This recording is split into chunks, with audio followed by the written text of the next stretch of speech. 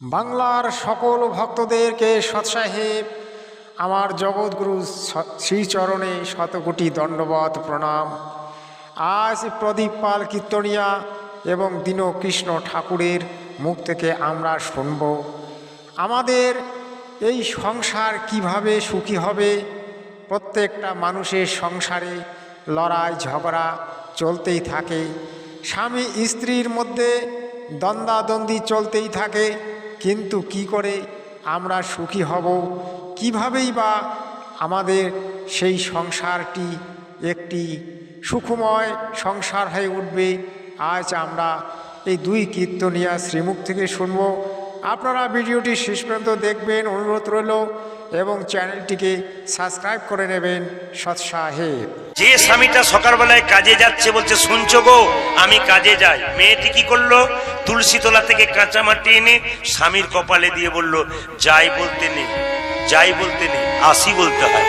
100 টাকা রোজগার করো, 500 টাকার দরকার নাই, সৎ পথে করো, মাছ ভাত খাবো না, শাক ভাত খাবো, তবু যেন সুখের খাওয়া। সেই দীনকৃষ্ণ ঠাকুর মহাশয়ের কথা কীর্তন, তিনি আমাদেরকে তত্ত্ব দেন, তিনি আমাদের সমাজের কুসংস্কার এবং ধর্মীয় কুসংস্কারগুলি হটাতে চান। আমরা তার শ্রীমুখ থেকে শুনব সত্যটা কি, আজকে সেটাই জানার বিষয়। আপনারা ভিডিওটিতে শেষ পর্যন্ত থাকবেন, তাহলে আপনারা অনেক কিছু জানতে পারবেন। সৎসাহে মানুষ না, আমি সেই ঠাকুরকে পূজা করব যে আমার কথা বুঝতে পারবে, আমার দুঃখ বুঝতে পারবে, আমার যন্ত্রণা বুঝতে পারবে। তা না হলে যদি আমি ডাক্তারখানায় যাই, গিয়ে দেখলাম ইংরেজ ডাক্তার, গিয়ে বললাম যে ডাক্তার বাবু মাথায় যন্ত্রণা করছে, সে বলছে পেন পয়েন্ট। যে যত মন্দিরে প্রণাম করে তার তত অহংকার দুর্বল হয় আর প্রেম সবল হয়ে যায়। এই জন্য যখনই মন্দিরের পাশ দিয়ে বেরোবেন, যখনই সাধুগুরু বৈষ্ণব দেখবেন, মাথাটা নিচু করবেন।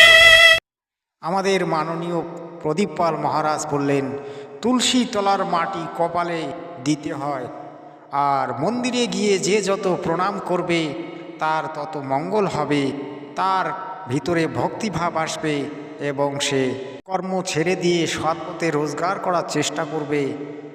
আসলে এই কথাগুলির কি কোনো সত্যতা আছে? আমি তো মনে করি এই কথাগুলির ভিতরে কোনো সত্যতা নেই।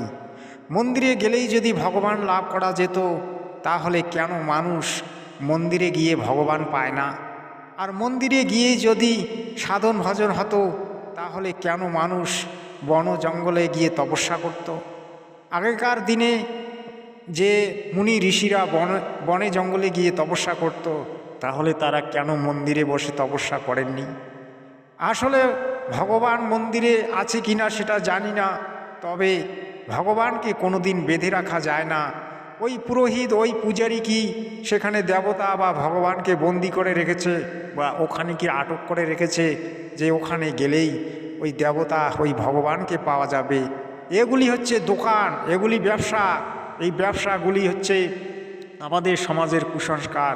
এই কুসংস্কারগুলিকে দূর করে আমাদের সঠিক পথে, সঠিক ভক্তির পথে এগিয়ে আসতে হবে, যেটা আমার জগৎগুরু তত্ত্বদর্শী সন্ত রামপাল মহারাজজি আজ দেখিয়ে দিয়েছেন আমাদের শাস্ত্র গ্রন্থ থেকে, আমাদের 4 বেদ থেকে এবং সমস্ত ধর্মীয় গ্রন্থ থেকে।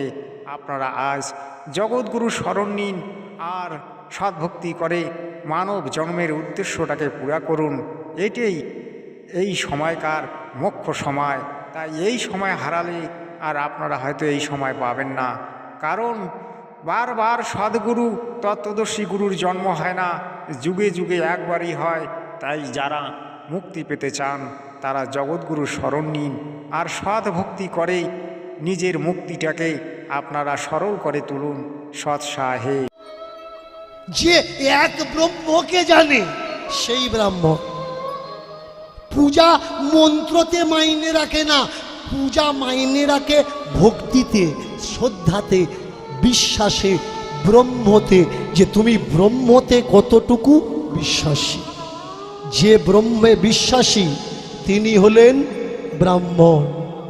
আর যে অনেক মন্ত্র জানে ও তো পণ্ডিত, ওকে ব্রাহ্মণ বলে না। প্রিয় দর্শকগণ, আপনারা শুনলেন মহান কীর্তনিয়া দীনকৃষ্ণ ঠাকুরের কথা কীর্তন। তিনি কিন্তু সঠিক তত্ত্ব দিয়েছেন, কারণ এক ব্রহ্মের যদি আমরা পূজা করি তাহলেই আমরা সুখী হতে পারবো। আর এই প্রদীপ পাল বললেন ওই তুলসীতলার মাটি এটা ওটা এগুলো সম্পূর্ণ মিথ্যা, ওনার মন গড়া কথা সৎসাহে। সুখ পাওয়ার জন্য মানুষ ছুটে যায়, কিন্তু যতই আপনি সুখ পাওয়ার জন্য ছুটে যান, সুখ কিন্তু সহজে আসে না। সুখ আসে কিছুক্ষণের জন্য, চলে যায়। যেমন দুঃখ কেমন পোষা বিড়ালের মতো, যে বাড়িতে বিড়ালটাকে পুষেছেন ও দেখবেন পায়ের সামনে ঘুরঘুর ঘুরঘুর করবে, সেরকম দুঃখ দেখবেন সবসময় আপনার সঙ্গী হবে, ওর ফাঁকে ফাঁকে আপনাকে সুখ নিয়ে নিতে হবে। প্রিয় দর্শকগণ, আমার জগৎগুরু তত্ত্বদর্শী সন্ত রামপাল মহারাজজি বলেছেন, আপনি যদি সত্যিকারের সুখী হতে চান তাহলে আপনাকে পরমাত্মার অধীন হতে হবে, পরমাত্মার ভক্তি করতে হবে। কারণ পরমাত্মাই একমাত্র আমাদেরকে সুখী করতে পারে, কারণ আমরা পরম পিতার সন্তান। পরম পিতাই আমাদের দুঃখ সুখ বুঝতে পারবে। আজ যারা সন্ত রামপাল মহারাজের কাছে দীক্ষা নিয়ে সদ্ভক্তি করছেন তারা প্রত্যেকেই সুখে আছেন এবং তারা প্রত্যেকেই বলেন যে আমরা সুখী হয়েছি। কিন্তু আপনারা যত দেবদেবীর পূজা করবেন ততই আপনারা দুঃখী হবেন, কারণ আমাদের শাস্ত্রগুলিতে দেবদেবীর পূজার কোনো বিধান নেই। এগুলি ব্রাহ্মণ পণ্ডিতেরা নিজের স্বার্থের জন্য করাচ্ছে। এই সমস্ত পূজাকে বলা হয় পাখণ্ড পূজা। তাই আপনাদের প্রতি আমার অনুরোধ রইল যে আপনারা সন্ত রামপাল মহারাজের জ্ঞানগঙ্গা পুস্তক এবং জীবনের পাঠ পুস্তক পড়বেন এবং তার প্রবচনগুলি শুনবেন, তাহলে আপনারা অনেকটা তত্ত্বকথা জানতে পারবেন। কারণ আমাদের চার বেদে কোনো পূজার বিধান নেই, পূজার একমাত্র বিধান আছে পরমাত্মার, যাকে আমরা সবার মালিক একজন বলি। ঈশ্বর এক এবং অদ্বিতীয়। তাহলে আজকে যারা এতগুলি পূজা করাচ্ছে তারা কিসের জন্য করাচ্ছে? তারা শাস্ত্র বিরুদ্ধ সাধনা করিয়ে আপনাদের পতন ডেকে নিয়ে ঘোর নরকে আপনাদেরকে ফেলে দিচ্ছে, আর আপনাদের সংসারে দুঃখ দারিদ্রতা চলে আসছে, বড় বড় রোগের সৃষ্টি হচ্ছে। কিন্তু যখন তাদের কাছে এই বিষয় নিয়ে যাবেন তারা তখন বলবে পূর্বজন্মের কর্মফল আপনাকে ভোগ করতে হবে। এগুলো সম্পূর্ণ পূর্বজন্মের কর্ম। ভাই, যদি পূর্বজন্মের কর্মই আমাকে ভোগ করতে হয় তাহলে এত পূজা পাঠ করার কি প্রয়োজন? এগুলো তো ভুগতেই হবে। পূজা পাঠ করার অর্থ কি? আমরা যাতে সুখে থাকি, আমরা যাতে রোগ ব্যাধিতে না ভুগি, আমাদের সামনে যাতে আমাদের পুত্র সন্তান মারা না যায়, আমরা সেই জন্যই তো ভক্তি সাধনা করি। তাই আপনি যদি এই সমস্ত রোগ থেকে, এই সমস্ত দুর্ঘটনা থেকে বাঁচতে চান তাহলে জগৎগুরু মায়েরা বলেন না সংসারে সুখ নাই, চিতাতে সুখ আছে। লাভ নাই, চিতাতে গেলে সুখ কি বুঝবেন? তখন তো দেহ থেকে প্রাণ বেরিয়ে গেছে, আপনি সুখ দুঃখ কি বুঝবেন? সুখ আছে একমাত্র হরিনামে। ঘরের কথা ভুলে যায়। এখানে যদি সুখ যদি হরিনামে না থাকে তাহলে দেখবেন সবাই বাড়িতে ঘুমোয় না, কিন্তু কীর্তন শুনতেছে দেখবেন দিব্যি কিছুক্ষণ পর ঘুমোতে থাকে। আপনি যদি সত্যি সুখী হতে চান তাহলে হরিনামেই আপনি সুখ পাবেন, এ কথা সত্য। কিন্তু সেই আসল হরিনাম যদি আপনি করেন তবেই সুখী হবেন। কিন্তু ওই নকল হরিনাম করলে আপনি আবার ওই দুঃখের সংসারে ডুবে যাবেন, আর দুঃখের সংসারে ডুবে আপনার সর্বনাশ হয়ে যাবে। তাই আমার জগৎগুরু রামপাল মহারাজ বলেছেন, আপনারা যদি সত্যিকারের ভক্তি করতে চান তাহলে আপনাকে শাস্ত্র অনুকূল ভক্তি করতে হবে। যেমন গীতায় প্রমাণ আছে ওম মন্ত্র, ওম মন্ত্র আপনাকে জপ করতে হবে। গীতা জ্ঞানদাতা ব্রহ্ম বলেছেন, অর্জুন আমার একটাই মন্ত্র, সেই মন্ত্র জপলে আমি তোমার সুখ দুঃখের সঙ্গে থাকব। এই কথাটি দীনকৃষ্ণ ঠাকুর মহাশয় কিছুক্ষণ আগে বলেছিলেন। তিনি বলেছিলেন ব্রহ্ম সাধনার কথা, তিনি বলেছিলেন ব্রহ্ম পূজা করার কথা।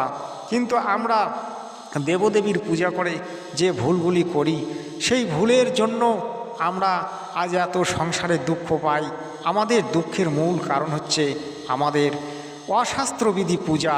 তাই অশাস্ত্রবিধি পূজাকে ত্যাগ করে আপনারা শাস্ত্রগুলিকে খুলে দেখুন এবং সৎ ভক্তির পথে এগিয়ে আসুন। দেবতাদের পূজার কোনো বিধান নেই, দেবতাদের বিধান আছে সাধনা করার, অর্থাৎ নাম মন্ত্র জপ করার। কিন্তু আপনারা লাখো টাকা খরচা করে দেবতার পূজা করেন, দেবতা রুষ্ট হয়ে আপনাদেরকে অভিশাপ দেয়। আপনারা দেবতা পূজায় পাঠা বলি দেন, মুরগি বলি দেন, তারপর অনেক কিছু করেন। তাই আপনাদেরকে এত পাপের বোঝা বহন করে নিতে হয়, আর যার ফলে আপনাদের সংসারে দুঃখের বোঝা চলে আসে, যেটা আপনারা হয়তো বুঝতেই পারেন না। জেনে নিন এটাতে শান্তি আছে, এই হরিনামে শান্তি বাকি কোনো জায়গাতে নাই। টিভি দেখুন, সিরিয়াল দেখুন, কিছুক্ষণ আনন্দ পাবেন, তারপর শেষ। যে কোনো আনন্দ সবসময় ক্ষণিকের জন্য, কিন্তু হরিনামের আনন্দ পাক্কাপাক্কি থেকে যায়। প্রমাণ দেখুন। মানুষ জনম পেয়ে যে হরিনাম না রটে, তাহার এই মানব জনম বৃথা। সে আবার ওই পশুকুলিতে জন্ম নেবে, এটা আমাদের শাস্ত্রের মধ্যে প্রমাণ আছে। মহান কবীরদেব বলেছেন, মানুষ জনম পাইয়া যে না রটিল হরিনাম, তাহার জনম বৃথা। সে এই জন্মে নয়, জন্ম জন্মান্তরের জন্য সে তার ধর্মকে বিসর্জন দিল। সে মনুষ্য জন্মের যে উদ্দেশ্য সেটাকে বিসর্জন দিল, এবং সে 84 লাখ যোনির মধ্যে ভ্রমণ করতে থাকবে। কারণ এই হরিনামেই আমাদের পাপ নাশ করে, এই হরিনামেই আমাদের সুখ শান্তি এনে দেয়। তাই আমার জগৎগুরু রামপাল মহারাজজি আজ হরিনামের বন্যা বইয়ে দিয়েছেন। যারা হরিনাম করতে চান তারা জগৎগুরুর শরণ নিন, আর সেই সত্য হরিনামটি জপে আপনারা মানুষ জন্মের উদ্দেশ্যটাকে পুরা করুন। কিন্তু আমি আপনাদেরকে বলবো যে হরিনাম বাংলায় করা হয় এটি সম্পূর্ণ ভুয়ো। কারণ হরে কৃষ্ণ কৃষ্ণ কৃষ্ণ হরে হরে এই হরিনাম নয়, আসল হরিনাম আছে সত্য নামে। সেই সত্য নাম যদি আপনারা পেতে চান তাহলে জগৎগুরুর শরণ নিন, আর সত্য ভক্তি করে আপনারা আপনার জীবনটাকে ধন্য করুন, আত্মকল্যাণ করুন, মোক্ষ লাভ করুন। আমরা ছিলাম সত্যলোকে, সেই সত্যলোক থেকে আমরা এখানে এসেছি। এখানে এসে আমরা নানান ধরনের দুঃখ ভোগ করছি। সেই দুঃখ থেকে মুক্তি দেওয়ার জন্য আমার জগৎগুরু রামপাল মহারাজ আজ এই জগতে এসেছেন। তিনি পরমাত্মার অবতার পুরুষ, এবং তিনি একমাত্র আমাদেরকে মোক্ষ লাভ করিয়ে দিতে পারেন। তাই আপনাদের কাছে অনুরোধ রইল, আপনারা অবশ্যই জগৎগুরুর শরণ নিন, আর সত্য ভক্তি করে আপনার জীবনটাকে ধন্য করুন। সৎসাহে।